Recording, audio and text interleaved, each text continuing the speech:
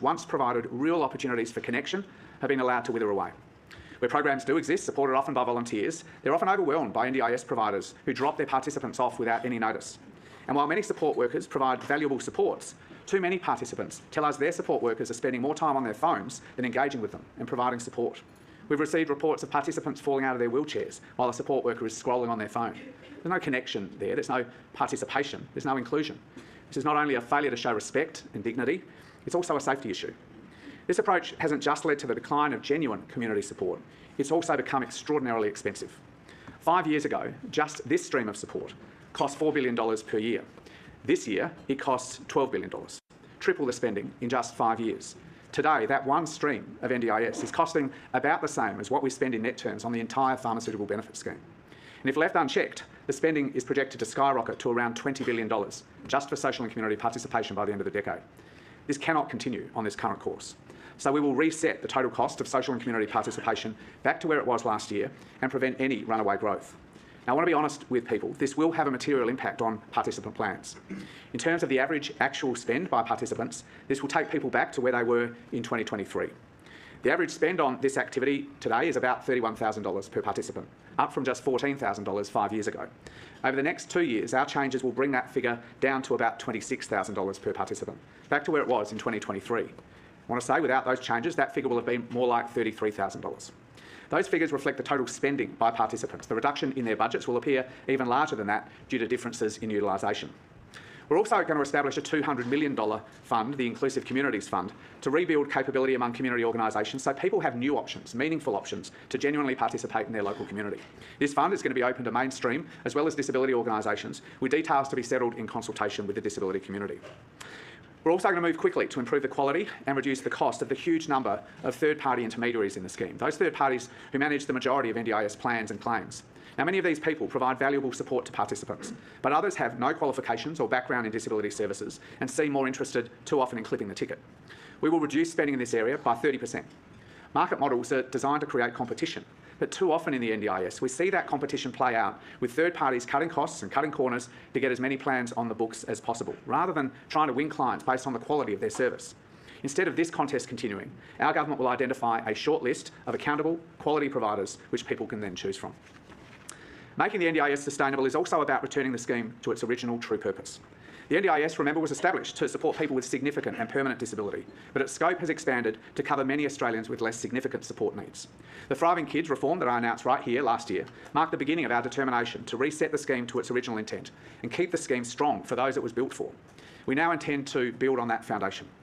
The bill that I intend to introduce in the budget sittings of Parliament will allow us to introduce standardised, evidence-based assessments of a person's functional capacity to determine access to the scheme. In line with the scheme's original intent, access will be based upon a significant reduction in a person's functional capacity that impacts their day-to-day living. It will also remove the use of the lists that currently decide a participant's eligibility based on diagnosis alone. These so-called access lists were put in place to get the scheme up and running, but they were always supposed to make way for an objective assessment tool. Instead, the Diagnosis Gateway has funneled people onto a scheme that was never designed for them.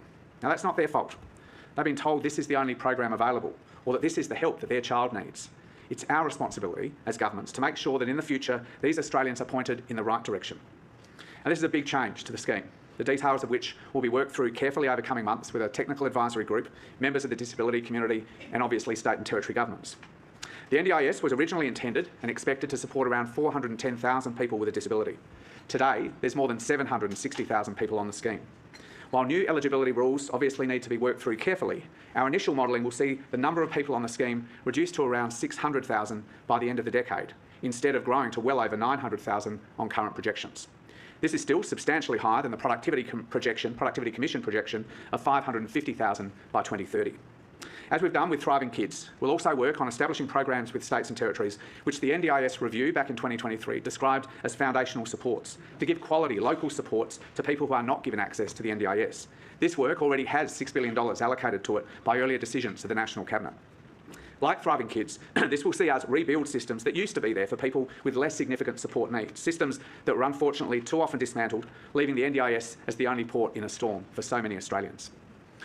Under the NDIS market that was set up by the Coalition, you need more ID to get into a licensed club than you do to be an NDIS provider, and that's going to change. Not every provider needs to be fully registered. We don't need to monitor retail purchases from a chemist the same way we monitor close personal care of vulnerable people. But we will expand categories of mandatory registration to include those higher risk activities, personal care, daily living supports, and supports provided in closed settings. This builds on existing mandatory registration requirements and the government's earlier decision to introduce mandatory registration for supported independent living, or SIL, as well as platform providers from the 1st of July this year. We also need to tackle how the payments are claimed and managed. Currently, the NDIA, the agency, has no visibility of evidence for 90% of claims that are made by plan managers or by providers directly. That's around 600,000 claims every day without any supporting evidence.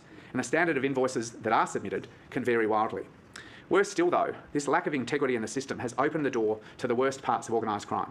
The Australian Criminal Intelligence Commission recently told a review into NDIS integrity that criminals are paying cash kickbacks to participants and their families, and sometimes resorting to intimidation and threats of violence towards vulnerable people. The Commission said large cash withdrawals, asset purchases and fraudulent financial transactions are common, including efforts to obscure the origin of NDIS funds. This underlines the serious need for action to tackle the lack of integrity in the payment system itself. So enrolling providers in a digital payment system will mean that the agency will be able to see evidence from every single provider and ensure that they are paid directly. Again, this isn't about scheme design or scheme reform, it's simply good management. Now, these are all hard decisions, but they're unavoidable and they're urgent, and I'll be seeking passage of these immediate spending controls in the budget session of Parliament. We'll be working to get the support for that good management from the opposition and, of course, from states and territories, who now have much greater funding responsibility for the scheme after this year's National Cabinet decision. The deeper reform, rebuilding how the MDIS will operate into the future, will be done through genuine and respectful work with the states and, importantly, with the community itself over coming months. While we're determined to put in place strong management systems immediately, reforms that go to the nature of the scheme and the types of supports that it delivers should always be framed by the commitment, nothing about us without us. Beyond the eligibility rules that I just discussed, that engagement with the community and states will include the design of the Inclusive Communities Fund, commissioning of supported independent living, plan management and support coordination rather than simply relying on a market that's frankly not working, and differentiated pricing between registered and unregistered providers, ongoing implementation of new framework planning and much more. This is the government's plan to secure the future of the NDIS, a plan that rests on 4 pillars: fighting fraud and stopping rorts, slowing these rapid cost increases, clearer eligibility requirements, and so importantly, delivering high-quality supports and services for participants. Because Australians expect the NDIS to support people with a disability and their families and to continue to transform their lives in the way we've seen happen over the past 13 years, not for it to be an ATM for shonks and grifters, fraudsters and crooks. Under this plan, the NDIS will grow every year. But instead of costing more than $70 billion in 2030, taxpayers will spend around $55 billion. Over the forward estimates, spending will grow around an average of 2% every year as we reset many of its design features before returning to 5% growth over the medium term from 2030. It will still be the largest social program in Australia outside the age pension and the centrepiece of the most comprehensive suite of supports for people with a disability you'll find anywhere on the planet. The NDIS was established as a partnership between the Commonwealth, states and territories, and for the scheme to succeed in the long term, that partnership must succeed. States and the Commonwealth will need to work together to remake the NDIS for the future, and I extend a hand of genuine partnership and goodwill, and I know the community expects that states will do the same. The NDIS will obviously be accounted for in the budget, but this is bigger than the budget. The NDIS is a statement of our national values. It's a measure of our national character. It's more than a source of support for people with disability, it's a source of pride. But every story about a dodgy provider rorting the system eats away at that. Every example of taxpayer money wasted on fraud erodes that trust. It's why these reforms are about much more than budget savings. This is about saving the NDIS itself. Because if we act now, we can safeguard and strengthen it so that it serves Australians it was created for, so that it upholds its purpose of providing choice and control, dignity and opportunity to Australians with a permanent and significant disability. And then we can make sure that, like Medicare, the NDIS is still changing lives 3 decades from now. But if we wait, if we hang back, if we imagine that hard choices can wait for easier times, then the decision will simply be taken out of our hands.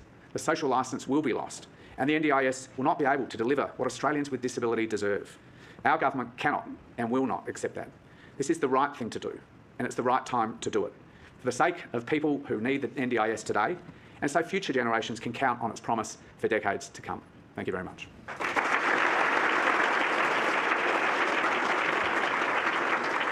Thank you, Minister. A lot there. I might start with a broad question because you've been speaking about a lot of these issues and even sort of the solutions for quite a while as well. Is it fair to say that you were hoping you could convince a lot of people, whether it be providers, people doing diagnoses and so on, to do the right thing, and now it's just time to make them do the right thing? Well, I mean, I try to be honest about what I think are some genuine flaws in the design of this scheme. This scheme was designed with the very best of intentions and with so much enormous buy-in from the community, from states and territories, and obviously a Labor government and 2 Labor Prime Ministers in Kevin and Julia who wanted this to be a serious legacy of their time in government. But I think as time has gone on, we've found that some of those design features aren't working well. They're not working well for government, but more importantly, they're not working well for people with a disability.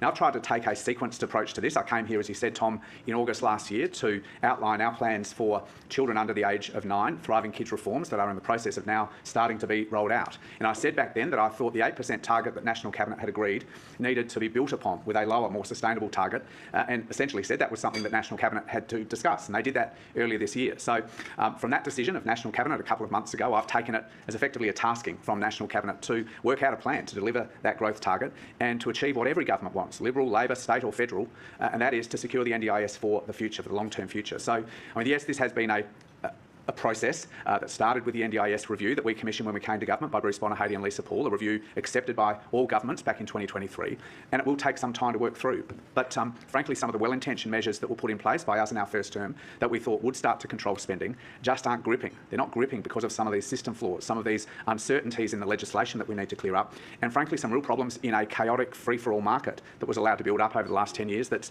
not spending taxpayer money well and not serving the interests of participants. Well, basically, the whole press gallery here, so I'll go straight to them. Natasha Chrysanthus, first of all, from the SMH&H. Thank you. So NDIS will come in about $50 billion this year. You've just signposted you only want it to be $55 billion in 5 years' time. That's growing at about $1 billion a year from growing at about $5 billion a year at this point. It suggests these changes will need to be made very quickly. So when will you expect the eligibility changes in these coming laws to come into effect? Will that see a kind of a mass progression of people outside the scheme? And then how will you cut back on that $12 billion figure for community and social participation? Will that also involve overnight changes to people's plans and restricting what people spend money on? This is what people were saying, no one asking one question, wasn't it? Yeah. What I've tried to set out is a 2-stage process. The first is we need urgent financial controls put into this scheme, and that is why I'll be introducing legislation as soon as budget resumes in Budget Week and seeking the passage of that legislation during that session. That will allow us to deal with some of the growth in spending that we've had reported to us from the actuary, the $13 billion blowout that I referred to, and also some of the other areas of uncontrolled growth that we're continuing to see. This is just about good management. So we want to see that passed by the 30th of June, and many of those measures will start to take effect immediately. For example, cutting down on unscheduled reassessments, which is a big driver of growth. In terms of eligibility, that is something obviously we need to work through much more carefully with the community and with states. We want to have that work supported by a technical advisory group, and that will happen over coming months. I'd like to see that work done by the end of this calendar year so that we can then start putting in place new eligibility rules that people all understand and building that assessment tool. I'd see that starting on the 1st of January 2028 for new entrants or new applicants for the scheme. And then would be the subject of ongoing reassessment for existing participants over a period of time as their plans came up for renewal. Next question, Emma Myers from Powered Media. Hi. So in the current cost of living crisis, why have you decided to cut the supports of NDIS participants? Will there be additional supports to help us cover the cost of living? Well, thank you for those questions. We've worked very carefully to identify where we think we can control spending growth and areas where we think we need to essentially preserve existing support. So those areas of support that are essential for daily living, accommodation supports, personal care, transport, hygiene, continence, medication management or all the rest will not be subject to any of the controls that I have talked about. The areas where we think there is spending growth that we need to constrain are things like unscheduled plan reassessments. There will still be the capacity for those reassessments, but they should only happen in exceptional circumstances where there has been a significant change in circumstance for the participant. Social and community participation, I understand, will have a material impact on existing participants. Getting that spending back to where it was a few years ago is going to mean a reduction in the number of hours that participants have to spend on that. And now for people who are still or supported independent living participants, they'll be able to reallocate some of their activities of daily living budgets to fill that gap. But for others, that will have an impact, and I understand that. And we haven't done that lightly, but an area that has tripled in the last 5 years alone and is projected to grow to $20 billion in itself is not something we think we can continue to sustain. But it's not just about the spending, it's the quality of those supports, which is why, alongside that, we are building this Inclusive Communities Fund, because we want to rebuild the capability of community organisations, whether they're traditional disability organisations or sporting clubs, arts groups and so on and so forth, to host NDIS participants in them. That was the original vision of the social and community participation element of the NDIS. Katina Curtis from West Australian. Thanks, Minister. Wow, there was a lot in that. 2% growth over the next 4 years. That's below where inflation is at the moment. It's about half of inflation and we're only expected to get higher. Isn't this a cut in real terms? I've tried to be honest about this with people. It was a deliberate decision of government to pull this out of budget and not just announce this in budget night, which you all know is a pretty mad week. There's a lot happening because we want to have an honest conversation with people about this, to reset this scheme, both those areas where spending is growing out of control and to return the scheme to its original intent in terms of the scope of its coverage. There is going to be a period of very low growth. Resetting the scheme means that over that forward estimates, on average, growth will be across those 4 years just 2% a year. That's as we reset it to its original intent. Now, once that job is done at the end of the decade, you'll see it return to more like 5%, which I identified last year as the proper rate of growth for a social program which is mature. That's essentially population growth plus inflation. But I wanted to be honest with people. I wanted to allow a bit of conversation about this package, this plan, separate from the budget week, which will take place in 2 or 3 weeks, so that people can chew over this and really understand it. I also want to be honest about the fact that there will be some areas where there is a material impact on participants, particularly in that area of social and community participation. It's a hard decision, but it's the responsible, the right decision for us to take as a government, because we cannot see this scheme continue on its current path. It will be unsustainable from a taxpayer point of view, but much more importantly, its community support, its social licence is slipping away, and we can't let that continue to happen. You spoke about an honest conversation, though, in terms of real dollars and number of people. In the short term, it's not growing, it's shrinking. That's the honest take, isn't it? Well, it will continue to grow. Now, you can match this against inflation, which is jumping around a bit, but if Katina's right, if inflation is significantly higher, but we need to recognise this 4-year period as a reset period.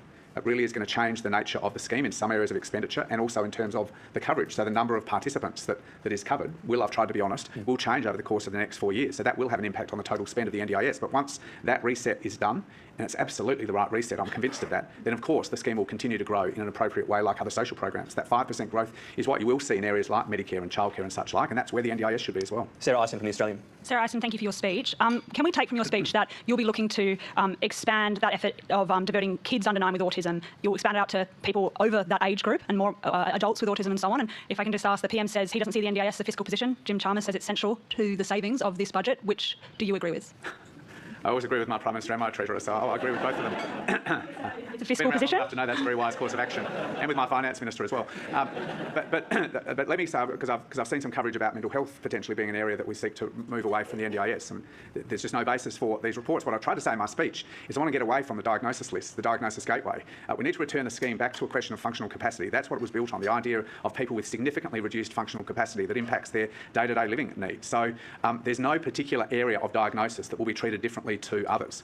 What it will mean, though, is that Australians with lower support needs or higher functional capacity, depending on your perspective, will be moved out of the scheme. So adults with autism would fall into that, sure. Well, depending on their support needs. Depending on their support needs. But adults with other disabilities or other diagnoses will be assessed according to their functional needs, not according to the label that a particular doctor has given them. On the other question, I just want to be really clear about this. Obviously, the NDIS is important for the budget because it is such a large social program now. But I want to be really clear. This is exactly the package I would have taken to the Expenditure Review Committee, no matter what the budget context, because this is the right package for the NDIS and it's the right package for participants. Thank you. Mark Riley from the 7 Network. Thank you, Morris. Minister Mark Riley from 7. I just want a bit of overlap with Sarah's question, but just want to investigate the reduction in participants from 760,000 to 600. I know it's not pure maths, but who are these 160,000 people? Are they primarily kids with autism? Are kids with autism on the NDIS now going to be reassessed, and could they be diverted away from the scheme towards Thriving Kids, or is it only for future applicants who might be diverted that way? Well, Thriving Kids was built for under 9s, and that work is underway. They've been the subject of agreements with states and territories. We've had great discussion about the design of that model. So that's sort of off and running, if you like, for under 9-year-olds. For people over 9, what I'm announcing today is that their functional capacity will determine whether they stay on the scheme or whether they enter the scheme in the first place. And if they have lower support needs, they won't be on the scheme in the long term, and they will return to the sorts of support systems that were in place before the NDIS. And frankly, were always intended to continue to support those people. Now, just because of the numbers of people with autism on the NDIS, the biggest area or the biggest cohort on the NDIS, that will impact adults and older children with autism if they have those lower support needs, if they're objectively assessed as having lower support needs. But it equally will impact people with other diagnoses or other disabilities. So it's not about singling any particular area out. The important thing, though, is that we rebuild those other support systems. They were always in place. The NDIS review that Bruce Bonahady and Lisa Paul recommended we rebuild them. All state governments agreed with us about that in 2023. We've allocated $10 billion in total for that work. $4 billion has been essentially allocated to Thriving Kids. $6 billion is still there allocated by all governments to start to rebuild those local community supports, whether it's for older children or whether it's for adults with low support needs. Obviously, we can't leave people between two stools. The rewrite of eligibility systems has to happen in tandem with the rebuild of those local community support systems. That's the risk of breaking the rules and asking everyone a else question. is Yeah, I know. In for a penny, in for a pound. You know me, I'm such a follower, Minister, but have you just said that each person under the NDIS will be reassessed for their suitability to the scheme? If they're not suitable, they may be shifted off? Yes, I said that in my speech, and frankly, reassessment is a part of the NDIS currently. So yes, over a period of time, over the coming months, we will work on an objective assessment tool that's been clearly the expectation of the NDIS. It's just work that hasn't happened with the support of a technical advisor group, with the participation of the community and with states. And I would expect that to be in place for 2028. Now, that will govern entry to the scheme, in my expectation, from the 1st of January 2028, and will be the tool that governs reassessment of people, which happens at the end of their plans. Thank you.